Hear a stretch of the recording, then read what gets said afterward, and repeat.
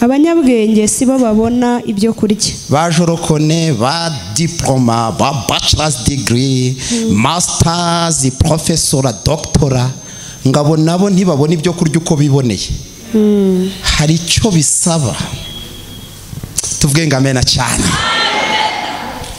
Ngaho se yimanukane uvuge ngo nayikuye muri Kristo ijyane kuri botike urebe ko baguhereza ideni. Ibyo se wabizana hehe? Aravuga ati nabo ntibirate bace bugufi. Ayo madiploma ashobora kutabahesha umutsima uko babishaka. Hepfo avuze ngo ki? Haravuze ngo n'abajijutse sibo bagira ubutunzi. N'abajijutse sibo bagira ubutunzi. N'abahanga sibo bafite igikundiro. N'abahanga sibo bafite igikundiro. Ahubwo ako niko shaka kubasobanurira. Ibihe nibigwirira abantu. Nibigwirira abantu biba kuri bose. Trebye. Mwumva ko kantu kamwe konyine irekeraho. Karakano kavango ibihe nibigwirira umuntu biba kuri bose. Muzi ikintu gasobanuye mu zindi ndimi nk'ikigiriki cyangwa igiheburayo. Nimvuga ngo indimi n'ikigiriki n'igiheburayo mwari marabizi ndi professeur lecturer at university nigisha amateologia ntago ari byo ndi kwihimbira lecturer at university. Ntago ari ubinyoma si uguhimba. Izindi ndimi asoza avuga utsinda uwawe. Izindi ndimi ziravuga ngo utsinda ni umuntu Imana yashize akwiriye mu gihe gikwiriye. Tuvuge ngo amena cyane. Amen. Twongere ngo amena cyane. Aya materaniro Imana ibashira akwiriye kandi aya mezi asoza umwaka ababera amezi akwiriye mu izina rya Yesu. Imana nishobora kugushyira ahakwiriye mu gihe gikwiriye itabanje kukugira ukwiriye. Irabanza ikakugira ukwiriye ikagushyira ahakwiriye mu gihe gikwiriye.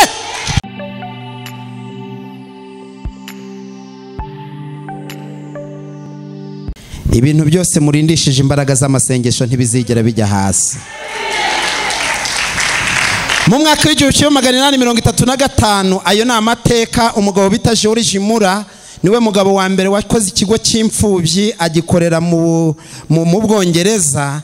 Amaze kugikora umunsi umwe arimo ashaka ibiryo abana barya yabibuze. Hanyuma ngo mu gitondo kimwe ahereza abana imigati babura igikoma. Babuze icyayi kandi yabahaye ibikombe. Abana baramubwira ngo muri sare nk'iyi ngiyi buri wese afite umugati n'igikombe nta cyayi nta mata nta gikoma. Abana baramubwira ngo dadi none kuduhaye umugati n'igikombe imbabura itatse nta kintu batetse cy'icyayi biri bugende gute? Hanyuma arabasubiza ngo ni murindire gatoya ipfumbatura igipfunsi. Tuvuge ngo amena cyane. Iraza kwishakira igitambo murabona icyo kunywa. Hashize akanya gatoya muri uwo mujyi bari barimo batambuka imodoka yatwaraga amata nka kuni Nyange itwara amata. Hanyuma ipfira neza ku marembo ya orferina. Nyiri iyo modoka abona haranditseho ngo ni orferina. Arategeka ngo aya mata muyashira abana. Imbaraga z'Imana z'amasengesho zibasha kuguhesha ibyo utatekerezaga. Uyu munsi imbaraga z'Imana z'amasengesho zigushyikiriza ibyo utatekerezaga. Amata barabonetse vraiment. Hanyuma hari uwo bitaga Anyesi na Martin Luther King barabimubajije. Ni umugabo ukomeye cyane. Baramubajije ngo mbese niki kikwizeza yuko abirabura bazahura n'abazungu bakabana neza muri Amerika? Aravuga ngo nizeye imbaraga z'amasengesho n'urukundo ko zizatsinda. Uyu munsi imbaraga z'amasengesho n'urukundo bigutsindishirize mu izina rya Yesu. Ushatse nanasenga rwose. Hari umugabo umwe Dr. hano muri Nigeria bamwita Dr. Pastor Chrisio ya Kilome yanditse igitabo cye akita ngo igitabo yanditse yakise ngo Power of Prayer, imbaraga z'amasengesho. Avuga akantu kamwe mu Cyongereza ndakasubiramo mu Kinyarwanda. Aravuga ngo to pray is not power but the application of prayer is power. Aravuga ngo gusenga si imbaraga ahubwo icyo amasengesho yakoze nizo mbaraga. Gusenga si imbaraga kubatizera ahubwo icyo amasengesho akoze nizo mbaraga. gusenga n'imbaraga kubizera, ariko kubatizera icyo amasengesho akoze nizo mbaraga kuri bo. Imana igira icyo ikora mw'aya masengesho kugira ngo abo mwasize batizera babone preve y'amasengesho. Preve y'amasengesho kubatizera nizo mbaraga. Naho yo twaje gusenga nibabone efe, baravuga ngo ese muba mwagiye gutigiye ufite niki kibajyana ko abarokore muri injiji. Ntago bazi ko gusenga ari imbaraga. Gusenga ni imbaraga kuri twabizera, kubatizera bemezwa n'icyo amasengesho yakoze. Just kubera ko wowe wizera bikubera imbaraga, ariko nanone bigira icyo bikora bibera abatizera twasize imbaraga. Donc muvananga ikintu muhavanye cy'imbaraga Imana yakoze kivuye mw'aya masengesho, bibe preve, bibe umugabo yuko mwasenze Imana ikomeye. Just iyo usenga nta efe, ntaho ubutaniye n'umusazi. Niyo mpamvu batubwira ngo ariko se Imana yanyu ngigize ute? Imana yanyu bahe. Mureke mbabwira akantu kamwe, murimo murandeba. Uyu munsi abo twasize batizera ibihe twaje gusenga babona twataye igihe, aya masengesho nagenda akore, tuvuge ngo amena cyane. Icyo ari bukore kibatere kwizera imbaraga z'Imana. Shatse nasenga. Hanyuma rero ubwo mu minota nk'icumi 5 ivuyeho, rest 2 minutes. Umubwiriza kandi ndashimira umushumba rwose, vraiment barikiwe sana. Nejejwe n'abakozi b'Imana nabonye hano, brada guturuka kuri kwa Elineste Prophete, tumaranye iminsi mu minsi ishize kandi twarahezagiwe rukundo. Antuka haje noneho umugabo musanzwe muzi waririmbye indirimbo mwese muzi,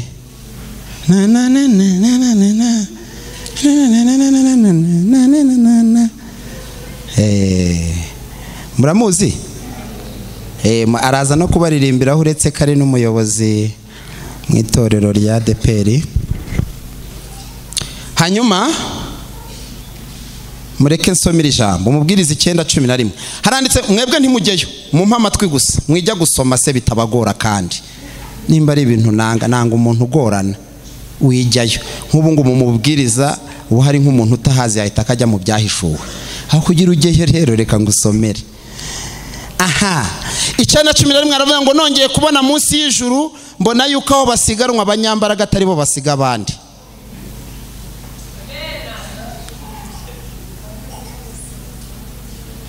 Hari ikintu muri kumvamo?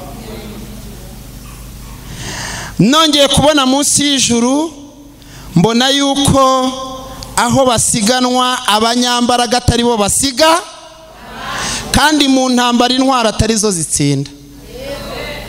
Karabaye wakisengera nkabareka kugira mu byumve neza. Reka mpe umuvandimwe asome. Jandari uraho nahabonye, urasoma 9:11 ugake rwose. 9:11 gakeya, gake rwose witonze. Haravuze ngo nongeye kubona umunsi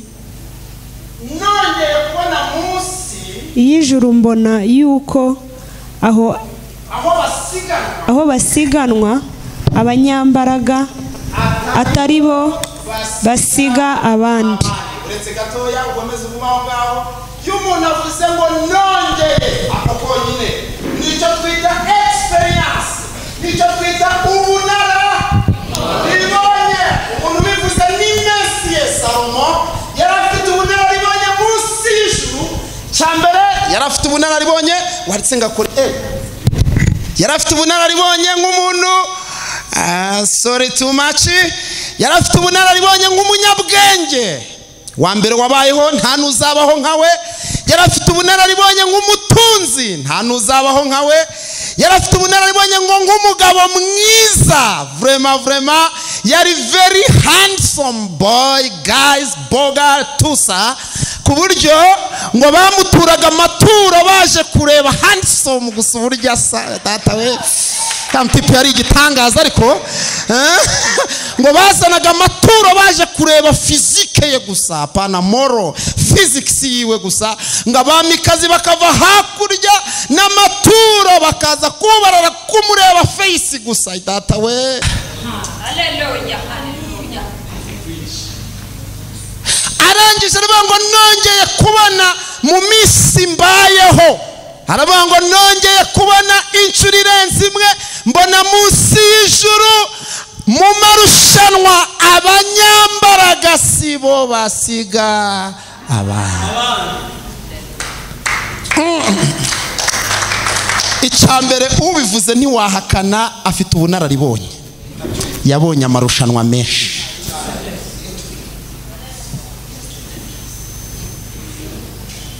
Aravuze ngo abona mu marushanwa aho basiganwa abo twita ibitangaza sibyo bitsinze. Ego mana y'isi n'ijuru. Ariko mureke mbabwire dukora akantu gatoya kibonge ngwino. Sankiro. Murebe ngo dore ibintu Salomo yabonye, kuko hari abantu bumva dukoresheje exemple physique. Ngo yabonye mu marushanwa njyewe na Kibonge basize amafaranga ku muhanda, uyatanga undi ari uyatwara, nje nawe ninde wagerayo mbere? Ibyo nibyo Salomo yahakanye. Yaravuze ngo abo mwita ibitangaza sibo bazagerayo, abazagerayo nabo mudaceka. At the end of the race, the power.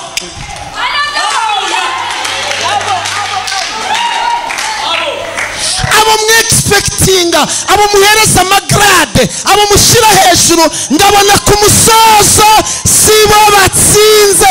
Abo nabo mudaceka nibo batsinze, abari kumwe n'Uwiteka nibo batsinda. Leva, umva ukuntu ijambo rivuga, umva parole de Dieu. Ijambo rivuga ngo abasore b'imigenda, abasore b'imigenda, Data we, bazagenda baruhe, bazacogora, ariko bake mudatekereza bategereje Uwiteka, ngo bazasubizwamo imbaraga, ngo bazagenda be kunanirwa. Tuvuge ngo amena cyane. Abo mwita ibitangaza rero uko mubabona sibo bazasoza mbere, keretse vraiment keretse abari kugendana n'isumba byose. Aravuga ngo physical competence zishobora kutabagezayo.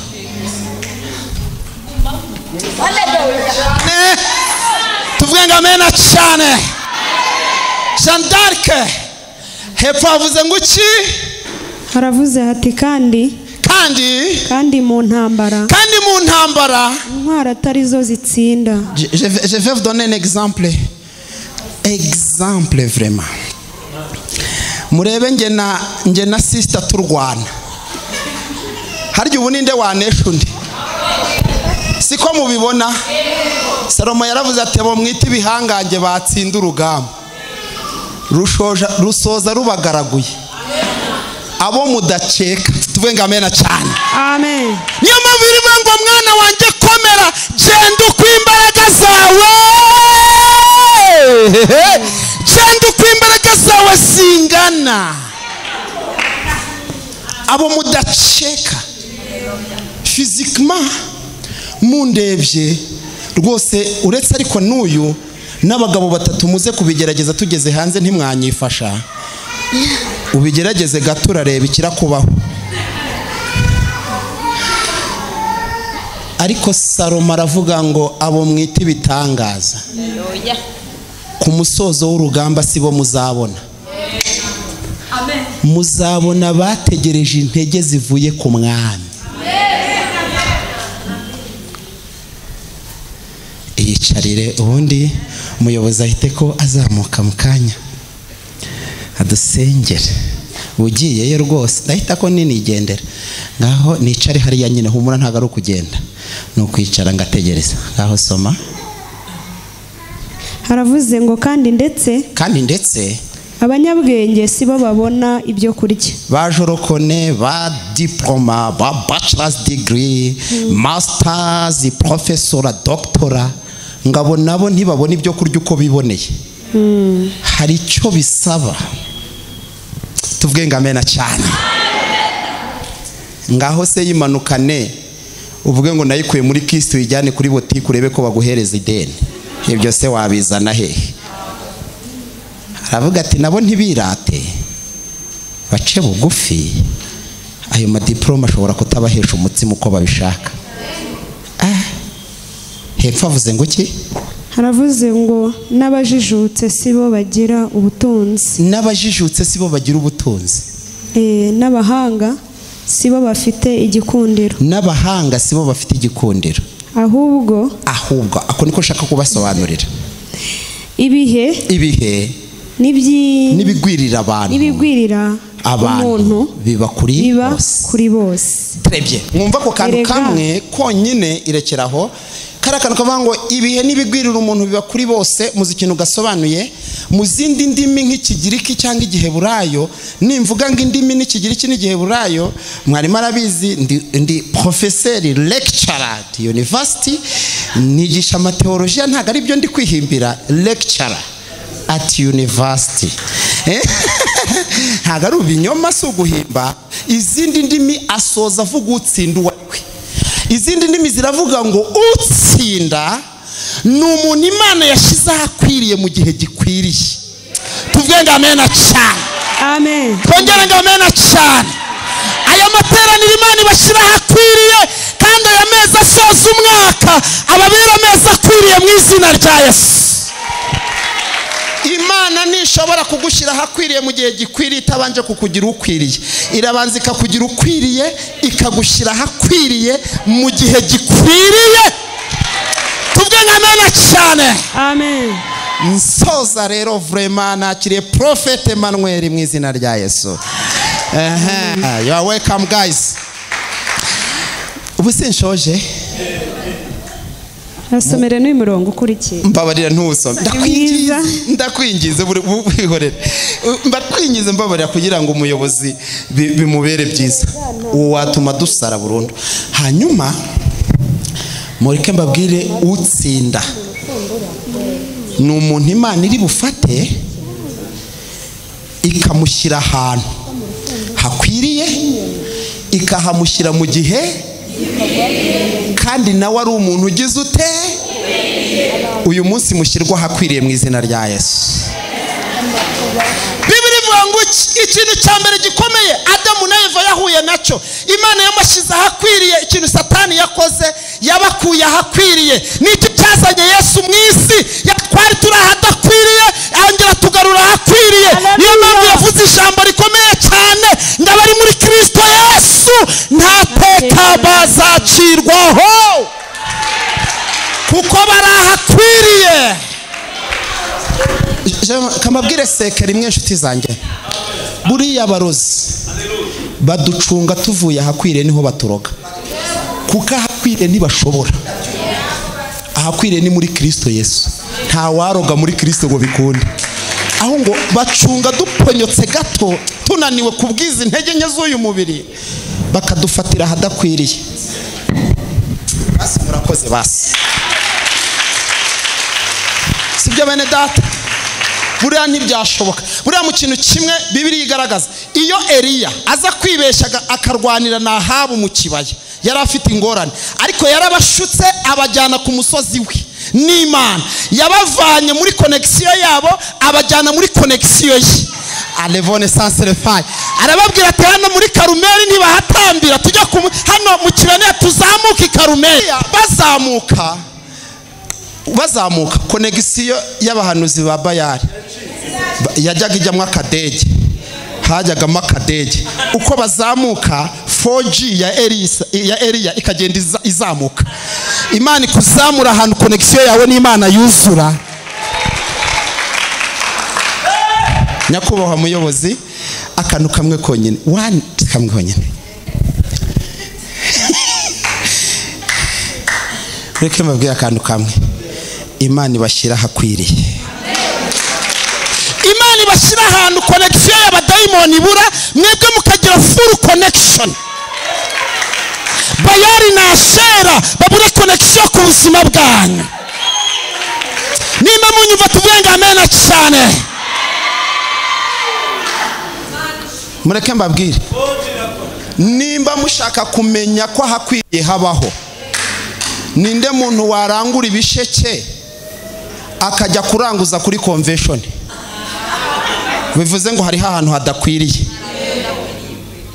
Justice. Ariko murabyumva ofete, ninde muntu wafata ikamyo y'ibisheke akayijyana kuyirangura agahagarika kuri convention agashyira ikamyo mu Rwanda? Business iremewe, ariko aho yishize nimba wabiheke sinzi uko byakugendera, ariko uhagaritse ikamyo y'ibisheke kuri convention ngo uraranguza, sinzi uko byagenda.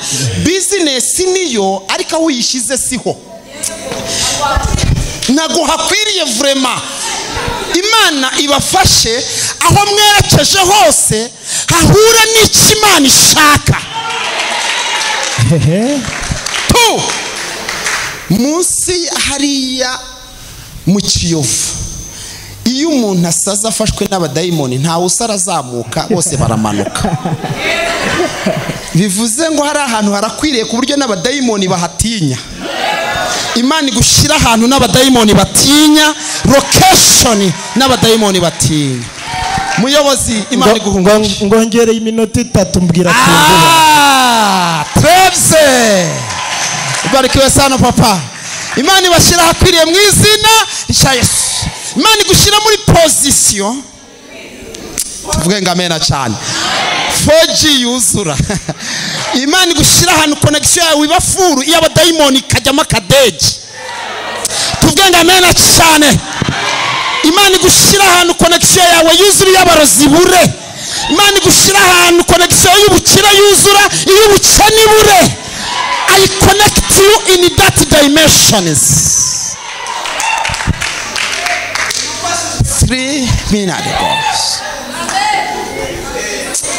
Tuvuge ngo amena cyane. Ahakwiriye vraiment. Next time nzabaha ku buhamya. Hari n'ibyo tubona bikwiriye Imana ikabona bidakwiriye. Mwari mubizi nabyo? Ibintu bakabya pression.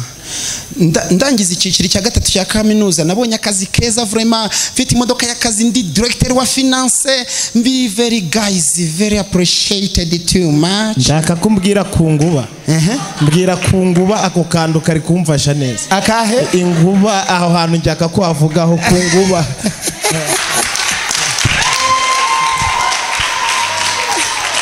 Muyobozi wanyemereye. Mushaka ko mbabwira iki?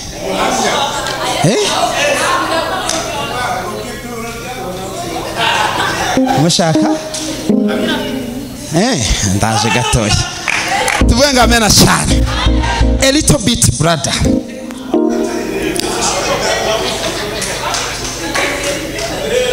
Yesu ashimwe cyane.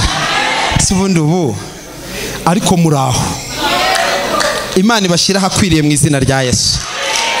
Aya mezi asigaye asoza umwaka. Oh my God, my God bless you. Amezi asigaye asoza umwaka ababera amezi akwiriye, ababera amezi muhuriramo n'imbaraga z'Imana. Ukwezi kwa 9 n'ukwa 10 n'ukwa 11 n'ukwa 12 ababera amezi abakonekta ku musozi ukwiriye w'Imana, ababera amezi yo guhura n'Imana. Amen.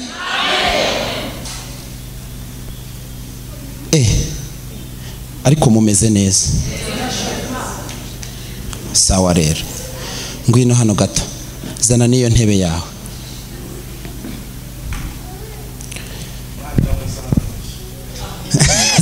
Zana ntiziyo yawe.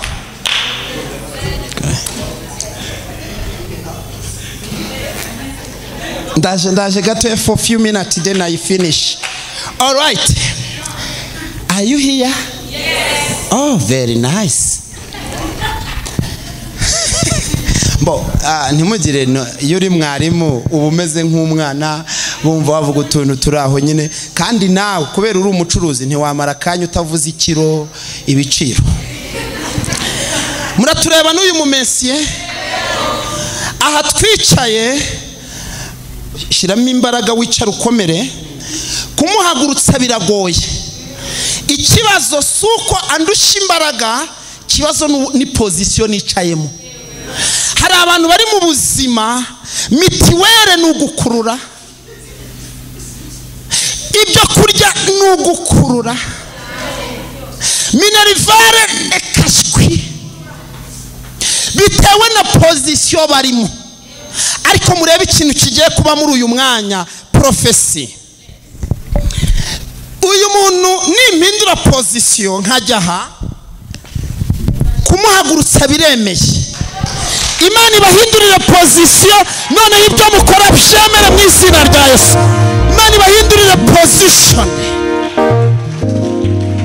Sa nuhinduranya na mugenzi wawe position mwicayemo, uvuga ati ndahinduye ngiye aho byemera noneho. Just a change position. It is the sign of a prophecy. It is not a joke. It is the sign of a prophecy. Ni ikimenyetso. Uvuye mu bushomeri wicaye hari akazi, uvuye mu bugumba wicaye ahantu heza, uvuye mu nzara wicaye mu biryo, uvuye mu bibazo wicaye mu bisubizo. Imana ibagiriye neza mu izina rya Yesu. Barikiwe sana. In the name of Jesus, I love you. God bless you. Amen.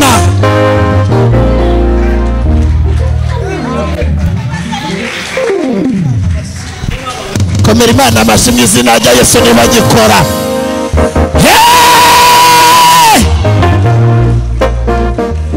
Amavuta twatangiye kuyumva. Bwira mugenzi ngo nigiye ikinyandage kigiye kuba ikinyembaraga, kandi ongera umubwira ngo bigiye guhinduka. Bigomba guhinduka. Abantu bavuze ngo ntibirashoboka, bigahinduka byashobotse. Bigiye guhinduka igihe bavuze ngo ntawe uzagera, babona hari aho wageze.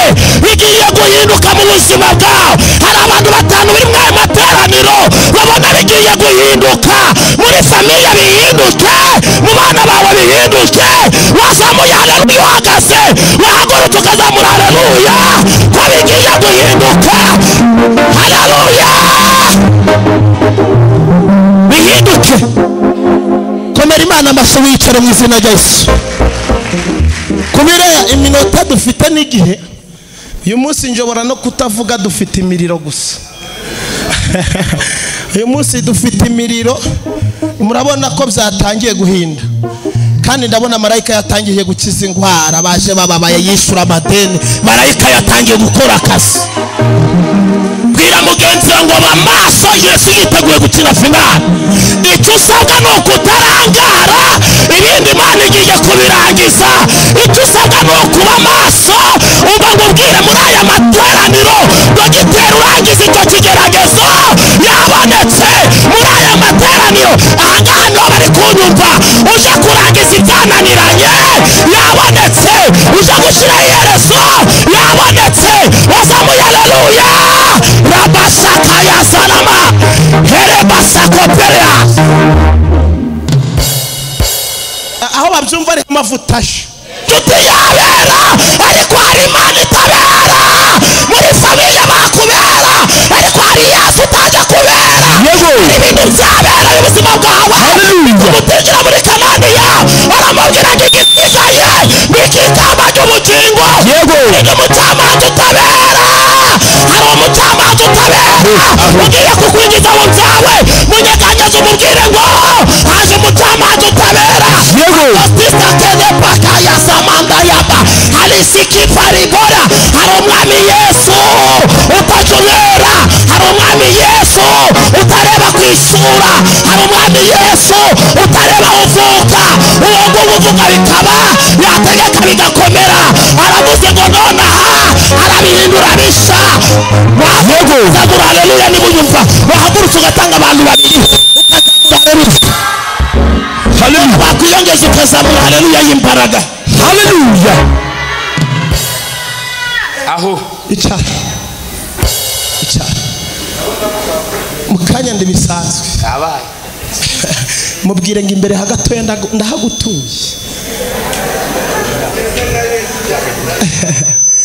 imbere gatoya ngize gute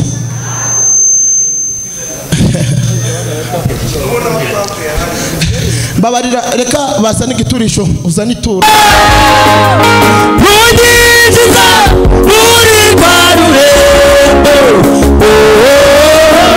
imiryango yarungurutse yagabanye kurira migisha